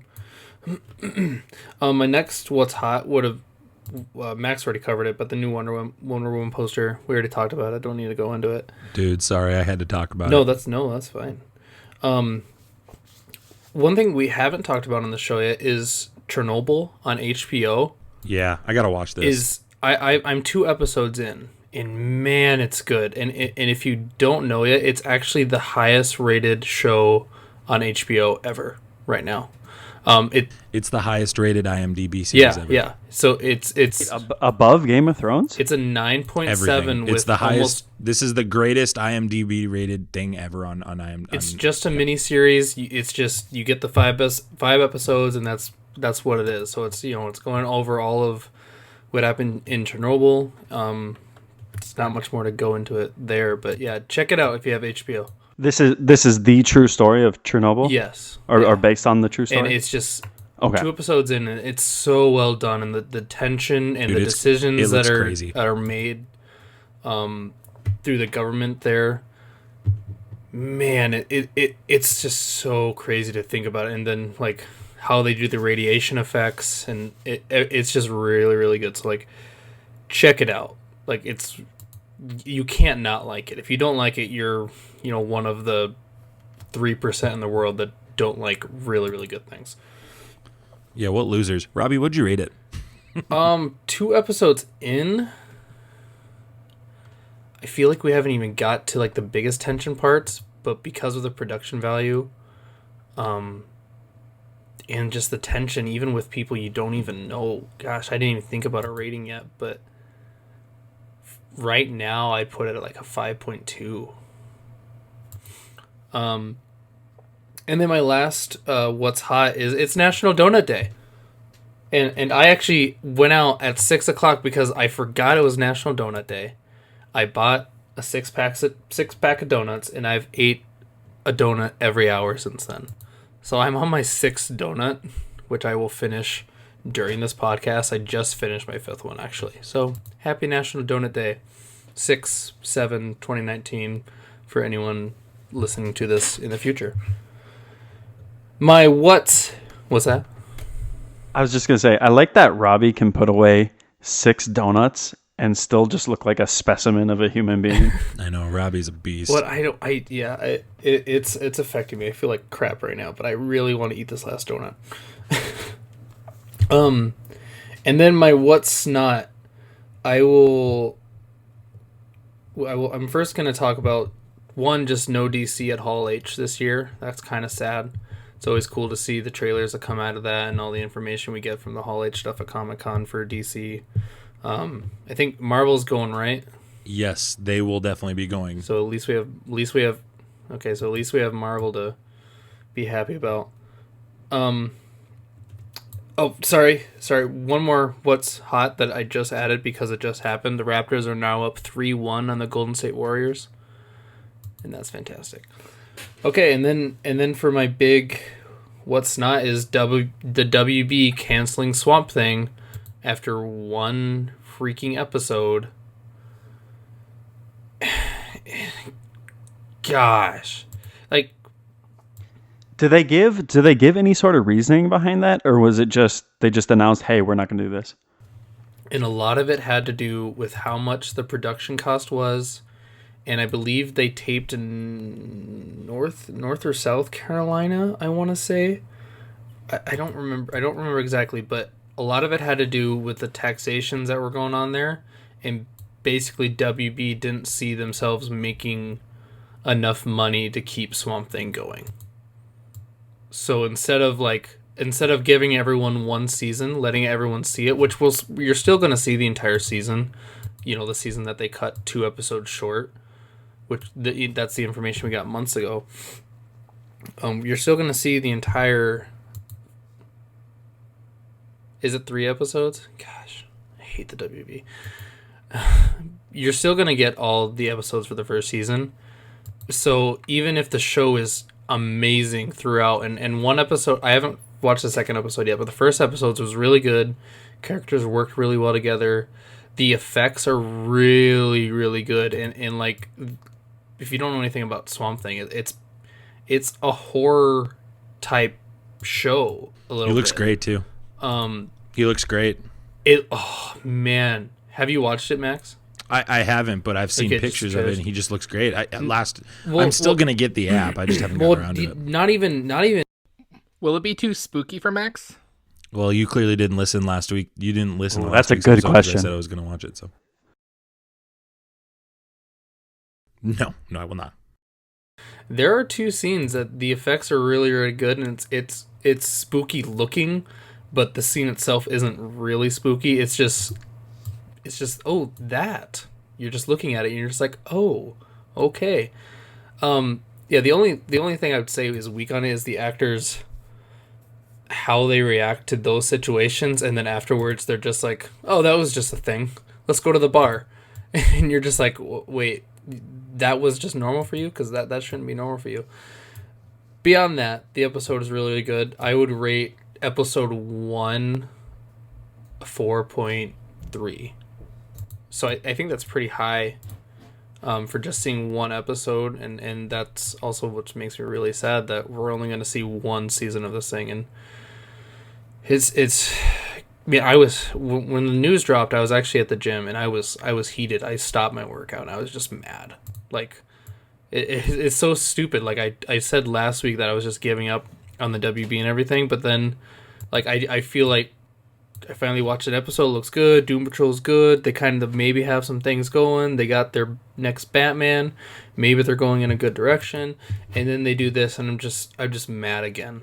And I just, ugh. And yeah, I don't know what else to go into it. And it's just makes me upset. We're gonna transition into our top 5 here in a second. But guys, this news just broke on comicbook.com. We're recording at 11:38 p.m. Central. This just broke that the X-Men animated series creators are trying to bring the show back from the 90s. Guys, what are your thoughts on that? 6 out of 6. Do it. 6 out of 6. Yeah, this is going to get an infinity snap. 6 out of 6. 6 out of 6 for me. This Houston, I'm trying to figure out Houston's first name because I was just quick skimming through the article real quick. But according to THR, this is who gave comicbook.com the information. They're looking to lead off the new season and series where they left off at the end of the last 5 seasons of the previous animated series.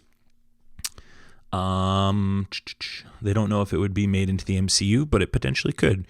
Probably the same style. Guys, that show was influential back in the day. Yeah, it's up there with Batman the Animated Series. I would say. I think most. It really was those two, wasn't it? Yeah, I Actually, think now most that I people think about put it, those two up there. Is that the most recognizable introduction song out of any cartoon? I mean, for me, I would agree with you, Jared. I think the Batman Animated Series beats that out. that's a great question. I think for me, it's Batman.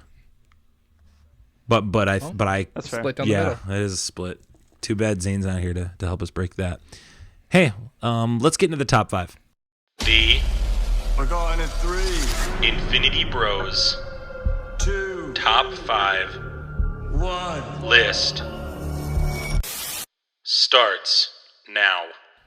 So this week we have the top 5 X-Men movies of all time. For clarity, Robbie, you asked earlier today when we were prepping for the show, does Logan and Deadpool and those movies count? They will count in our rating. Anything that Fox deemed an X-Men universe movie, we will deem worthy for this podcast in this segment. So, Mark, we're going to start with you. What are your top 5 X-Men movies of all time? All right. My number 5, and I know you guys are probably going to laugh at me or be like, that doesn't make sense. Deadpool 2 is my number 5 X-Men movie. Fight me on that. There's X-Men in it. X-Men movie. Dark Phoenix. My number 4 is the first X-Men. Number 3, X-Men 2. My number 2 is Logan. And then my number 1, most favorite X-Men movie, is Days of Future Past. All right. Well, I think we're gonna debate this as a group, kind of as we go. So let's move on to Jarret, and we'll kind of react to that then. Jarret, go ahead. Circle our way around. Man, it's hard because I wish I would have loved X-Men Origins Wolverine if it wasn't a horrible movie. No. Hear me out. Liv Schreiber as Sabretooth is like that's the only reason I'll ever watch that's my that honorable movie. mention as well, because of Liv Schreiber. That's the only reason. You can throw away the rest of that movie, except for obviously Ryan Reynolds as Deadpool before they turn him into whatever the monstrosity is at the end. We don't That's talk about clearly that. Not Deadpool. Oh my gosh. But okay, so my top 5. Number 5 is Days of Future Past. Number 4 is First Class. Number 3 is the second of the original Bryan Singer X-Men. Number 2 is Deadpool, the first one. And number 1 for me had to be Logan. Okay. Robbie, go ahead. Honorable mentions, I guess I didn't think that Deadpool would count because they never connected Deadpool with the other characters, but I guess Yeah, they did. They're in a room. We see valid them all point. in a room. You got me. In the house. I'm in a box now. They open a door and they close it because they're like, oh, we don't want to be associated with Deadpool. Can I get out of my box now? You can lift the lid and speak from Okay, there. thank you. So before that, First Class would get an honorable mention for me here, as well as exactly what Jarret said, just because Liev Schreiber as Sabretooth is so good, like just him, so good.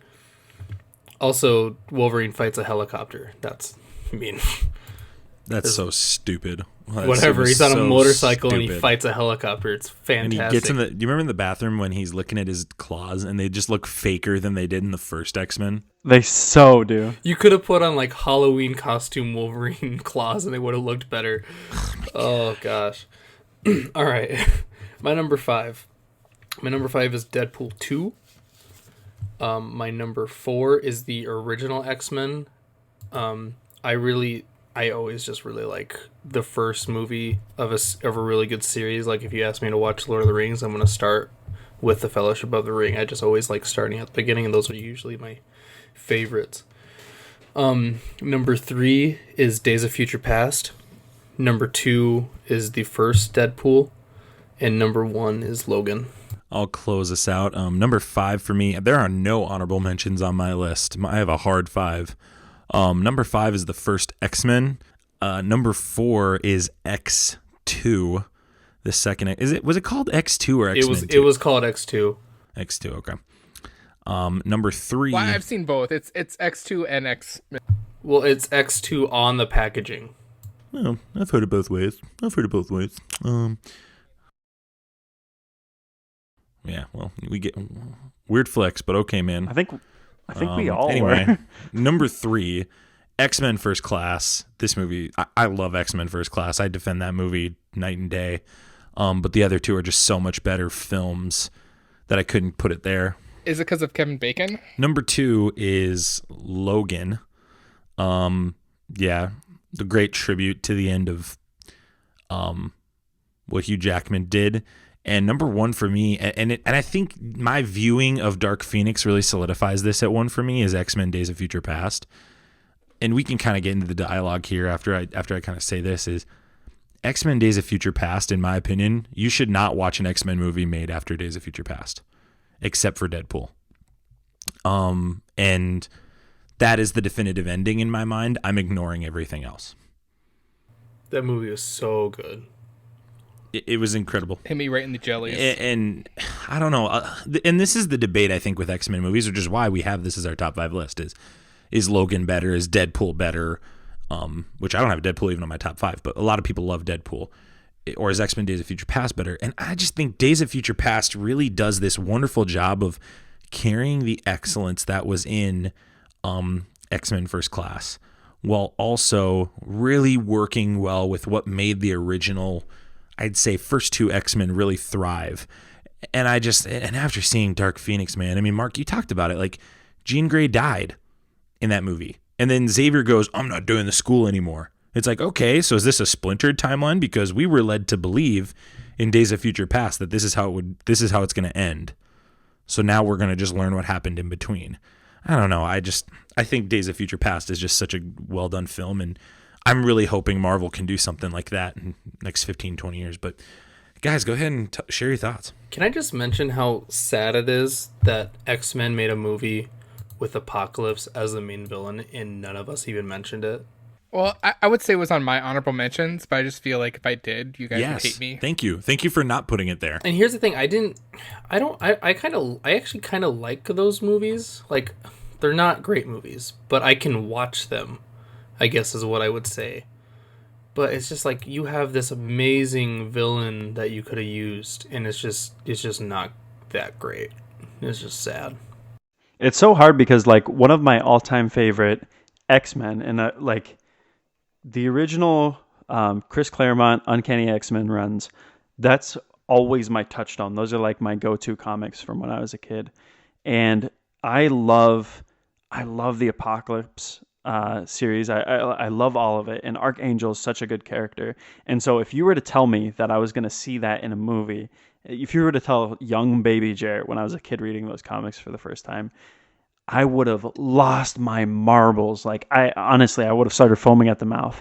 But that movie is so horribly bad. And like, all the buildup that goes into making Apocalypse so great in the comic books is completely absent from the movies. On top of it too, Oscar Isaac gets kind of just like lost in the shuffle. Right. Yeah. Who's a great actor. That's another sad thing, is that these X-Men movies have gotten such good actors for so many of these roles, and they're just wasted. Yeah, I'm really, for me, I think one thing that's really telling about our top 5 list is none of us are really fighting with each other. And I think there's a lack of passion in the X-Men franchise. And that's so sad. Because, Jarret, I agree with you. This X-Men is what, when I was 4 or 5 years old, there's videos of me as a little kid walking around talking to imaginary X-Men, because that show was just so influential to me. And then the comics down the line, and obviously the first X-Men movies and all that jazz came out. It's such a bummer. It's just such a bummer that they dropped the ball so bad. Multiple times. And I do think it contributed to Fox having to be sold. I think those blunders for decades caused them to have to sell their whole company. I really do think that. And it's incredible how this happened. They don't They don't have to sell their company. They didn't have to sell it. They decided that they didn't want to be in that business. No, I agree. I just think their failures attributed to that decision. I don't think it's like the whole decision they made. I'm saying I think it was a part of it. You know, we really sucked at these last X-Men movies. Let's For get like out. literally decades. I know we have a ton of other stuff, but like I'm done with it. Yeah, I think I'm with Mark on this because I'm pretty sure they made all their money back on all those movies, so I don't think they're that hurt by it because Logan and Deadpool made tons of money. I think my rebuttal to that would be, though, if they were going to make, if they were really going to maximize on that product, if they were going to maximize on that IP, then they would have kept doing it. But they couldn't do it. They didn't know how to do it. And we've alluded to it. There's no just Kevin a part Feige. of Fox, though. Like, Fox is such a giant company. Like, that's why I disagree. Fox is so huge and so spread out. Like, yeah, these movies didn't make them a bunch of money, but like they still made their money back. They definitely weren't hurting. No. I agree. It's a bigger company than these X-Men movies. I'm just saying. I think this was a part of it. I really do, guys. I think just continually making bad products and not maximizing, while like, you know, MCU just started up and they felt the pressure, and then DC started up and DC was applying pressure, I think, too, even though they weren't succeeding either. I just think it's part of it. But I getting to the point of all of it is, I get really frustrated thinking that I don't have nearly as much passion about this franchise as I should. And after Days of Future Past, I was like, here we go. They got it figured out. They're good to go. And then they never did. I think what DC or Marvel needs to do is cast whoever Fox has as their casting director. Just go pay that person as much money as you can. Well, maybe DC, but not Marvel. But yeah, I get what you're saying. I mean, yeah, they've gotten great people. Fox was just throwing money at them. Jarret, what do you think about all this? I think it's hard because some of the biggest events in comic book history and some of my favorite events are X-Men related. You know, you have House of M, you have Messiah Complex, which is, in one of my opinion, one of the best. You have Dark Phoenix, which has been done horribly twice. I mean, like, these are such well-written runs. Even like, you know, the whole thing with Colonel Stryker. What was that series? Not Reverend Stryker in the comic books, but Colonel Stryker in there's so many things you could have done with the X-Men. And at a time where Marvel hype was at its absolute highest, if you just paid respect where respect was due. And like, obviously, if you look at the MCU formula, they don't follow the comics verbatim. I think nobody can actually make that argument. But they paid enough respect that, I mean, we had Batchuck the Leaper. You know what I mean? Like, and I think there was so much that they could have done. Like, why didn't anyone phone up Chris Claremont and be like, hey, can you consult us on this? Just such a missed opportunity from one of the best comic series of all time. That still is probably, I think it's still Marvel Comics' #1 selling franchise is X-Men. Great question. I am not 100% sure on that. Find that article for me, Jarret. I'll put it on our show notes. Yeah, for sure. Yeah. Any last comments about X-Men before we move to our last segment? How don't you have Deadpool in your top 5? You talking to me? Yeah, like I've been a big proponent that Deadpool is not as good as people say it is. And maybe that's the first time everyone I've said it on the show, everyone else would disagree with you. And that's fine. That's totally fine. I don't think, and that's, I know I'm in the minority. I'll be part of the 3% of Chernobyl here. I mean, here's what I'll say. And when I look at my list, it's not better than the 5 that I put here. I don't know if I'm pretty confident that I can fight 4 of these 5. I think the one that maybe would be a little loose in arguments is the first X-Men, but I think I put the first X-Men there over Deadpool because of nostalgia. And I don't think Deadpool to me is as impactful of a movie as it is to other people. And that's, again, just my bias. That's my I don't have a huge, I mean, I like Deadpool, but I'm not nearly as obsessed as other people are about it. He's kind of a shtick to me. That might be blasphemy to some people to hear that. But Zane somewhere is spitting out his Taco Bell right now. Yeah, Zane's sprinting to my house. Well, he's leisurely walking to his car to come to my house. He'll be there in like he'll be here in 45 minutes. 45 minutes or so. But no, I mean, I put first X-Men on there because that's nostalgia. X2 is one of the stronger X-Men film. It's probably out of the original X-Men the strongest. The X-Men First Class. It's the best, yeah. That revitalized the series. McAvoy and Fassbender got to crush it. There's no way you can tell me it's better than Logan or Days of Future Past either. I mean, there's just no way. So I think that's my justification of it. You could fight me on number 5, but even then it's like, okay, Deadpool's at 5. Am I really serving that movie as much as you want me to? I don't know. It would probably be 6 or 7 is what I'd say on my list. So I would just like to pick this up just because I looked it up as you were talking about, but Jared is correct. X-Men in the modern era, I couldn't find a article that went back further than 1990 for how many copies they sold, but since 1991 the X-Men line has sold 7.1 million copies. Wow. X-Force is actually at number 2 with 5 million copies. Really? Yeah. X-Force? Are you serious? X-Force. Yeah. Over The Avengers is wow. well. The Avengers is. I guess this is Marvel and a DC list. Sure. But the Avengers don't even make the top 10. Well, remember back in the pre all of this Marvel Avengers hype, X-Men was the ish. X-Men, and there's a point in comic books where you would see Wolverine on either every cover of different storylines of X-Men, or in the stories where or even in the 80s, where eventually it was oversaturation of Wolverine.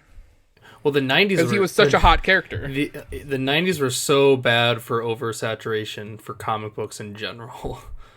Well, wasn't it Sony that said we don't want to buy anybody but Spider-Man and the X-Men? Everybody else is trash. Some executive said during that. the 90s that would have been true. So because they probably would have bought that in 97, 98. Just for interest's sake, do you want me to go through this top 10 just real quick? Yeah, real quick, hurry up though. So number 3 is Adventures of Superman, 4.2 million copies. Number 4 is Superman, 3 million copies. Number 5 is Spider-Man, 2.5 million. Number 6 is Action Comics, 1.8 million. Number 7 is a separate Superman run at 1.78. And then number 8 is a separate Adventures of Superman run at 1.72. Number 9 is Superman Man of Steel with 1.71. And number 10 as this one surprised me. Does anyone want to take a guess at what number 10 is? Think the 90s. Matt Fraction's Hawkeye. Spawn. Ooh, good call, Mark. 1.7 million copies. That's awesome. That's awesome. Well, and doesn't it make you just wish they'd make more Superman movies? Yeah. Yeah, everyone talks Man of Steel. No one likes Superman like people like Superman. Where the Marvel characters stand in the people who grew up in the 90s. You got Spider-Man and the X-Men. And it's then when you look at what they did for the MCU, they took a big risk doing those Iron Man, Thor, Captain America, where they weren't even in the top 10 for, sales of comic books. That'll change over the years, though. Now everybody's going to start reading I think I'm most surprised by 1, Spawn, and 2, 0 Batman. Nothing Batman. And X-Force. And X-Force. X-Force is the one I'm like, wait, what? But in the 90s, that comic book run was ridiculous. Crazy. But I mean, just I would think it would just be X-Men. So, but the context makes sense to us. X-Force is where Deadpool comes from. Good point. People just love their Deadpool, man. They love Deadpool. Cable. Yeah. Oh, well. But it is what it is. So, any last comments? Cool. Well, the X-Men are sad, but they're coming home to the MCU, Robbie. Kevin Feige will take care of them. I know he will. We're going to do one last segment. We're going to do what we call our House of Mark segment. We're going to see if this one works. It probably won't, but we're going to still do it. Doesn't matter. We're going to share just if each of us has a conspiracy theory, because Mark really likes his conspiracy theories, don't you, Mark? Well, I like conspiracy theories, and then also broadening out and giving like, hey, this is what would work, and I believe this would work if this was a movie. Yeah. So Mark, Or TV series. you and I both have a conspiracy theory. Robbie, do you or Jarrett have one? I didn't ask pre-show. No, I don't, but if I could have one, it would just be that Robert Pattinson is actually Batman Beyond and Ben Affleck is old Bruce Wayne. There we go. Well, that's an example of what a House of Mark conspiracy theory would be.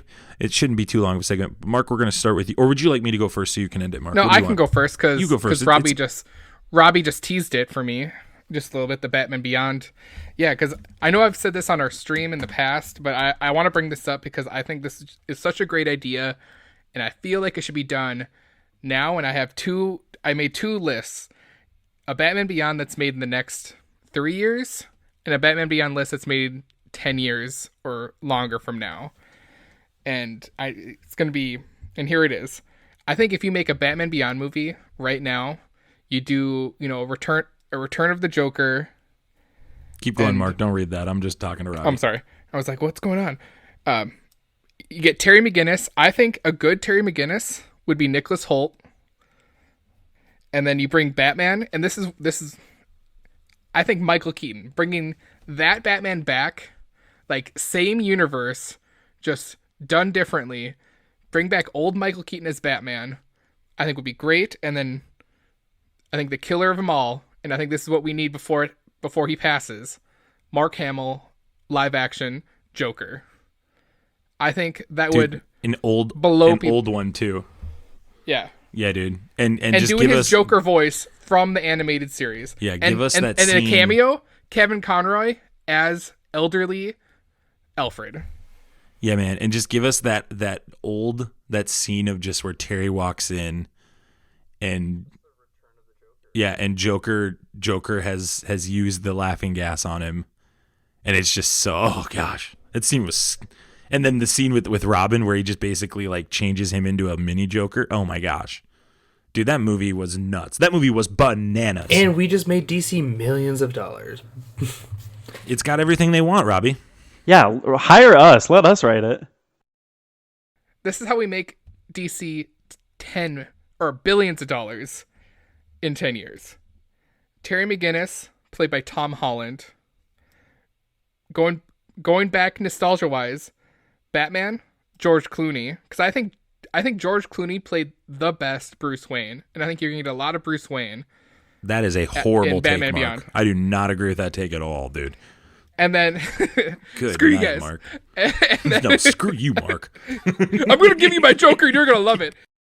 You know what? Actually, bring back Val Kilmer Well, no, as I'm not going to give you Alfred an Alfred. I too. didn't think of that one. That should be fun. But Joker, an older Joker, Javier Bardem as Joker. Ooh. I like that. I like that a lot, Mark. Here's my theory. I talked with you guys a couple weeks ago about this, but I read I'm going to not claim this theory, but I heard it and I was just like, oh man, we got to share this on the podcast. But I read this on Reddit and I believe this now. This is like, if I had to bet, this is what I think the MCU is going to do. I think that the X-Men have existed already in the MCU, and we as the viewers don't know about it because Wanda Maximoff erased them all already.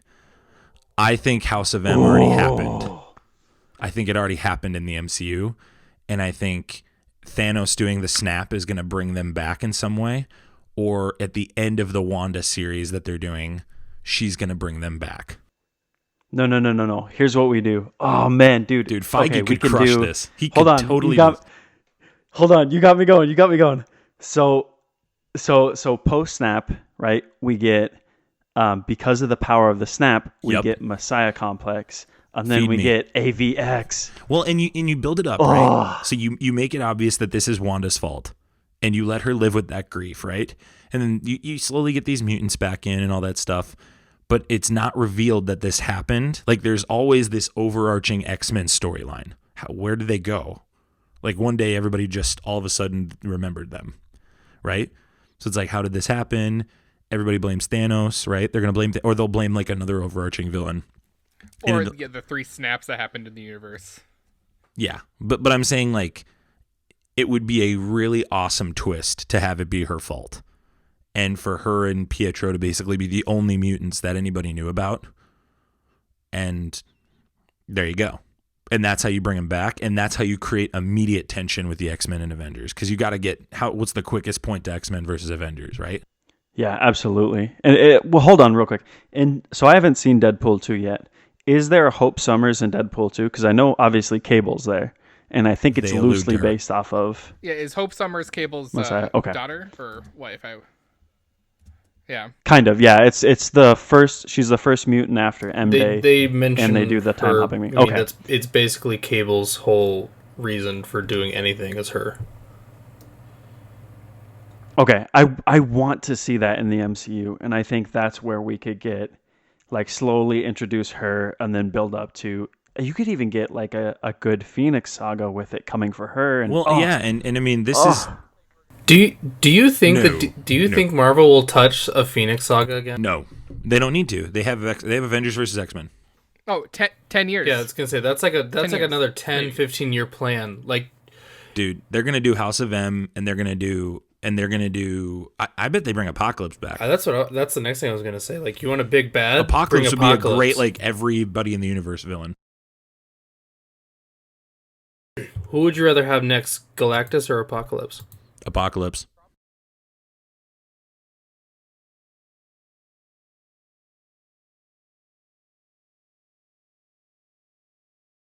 To restart it.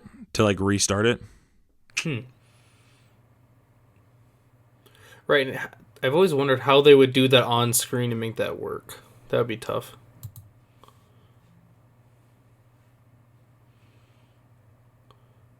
Right, and then you can Silver Surfer and everything. Man, I really hope they get going for the next 30, 40 years, and we have all these awesome comic books put onto film, and it's gonna look so good. Well, that's our House of M segment. We hope you enjoy it. Hey, we hope you enjoyed our podcast today. We hope you enjoyed talking with us. If you've got, what is your top 5 list for X-Men movies of all time? Share that with us on our Facebook, Instagram, Twitter pages. Maybe leave a 5-star review and share that with us. We'd love to read that on the air. You can check us out on Podbean, Google Music, iTunes, and Spotify. And we'd love for you to just make every week, make us a part of every single week that you're doing. Hey, Mark, thanks for your takes, man. You were awesome today. Thank you. Okay, that was awkward. Jarret, you were phenomenal as always. Thank you for your takes. Oh, thank you, sir. And Robbie, as always, thanks for bringing bad takes to the show. We really need those, and we're grateful we had yours. Glad to be here. Well, hey, you can check us out. As always, we love you guys 3000. Have a great rest of your week and weekend. And congratulations to Prior Lake. Class of 2019 was just at your graduation today. If you're listening from Prior Lake, hope you're having a great start of your summer. And we will see you guys next week. Have a good one, guys. Bye. Thanks for tuning in to the Infinity Bros podcast. You can find the Infinity Bros on Facebook, Instagram, and Twitter at the Infinity Bros. Feel free to send listener feedback via email at infinitybrospodcast@gmail.com.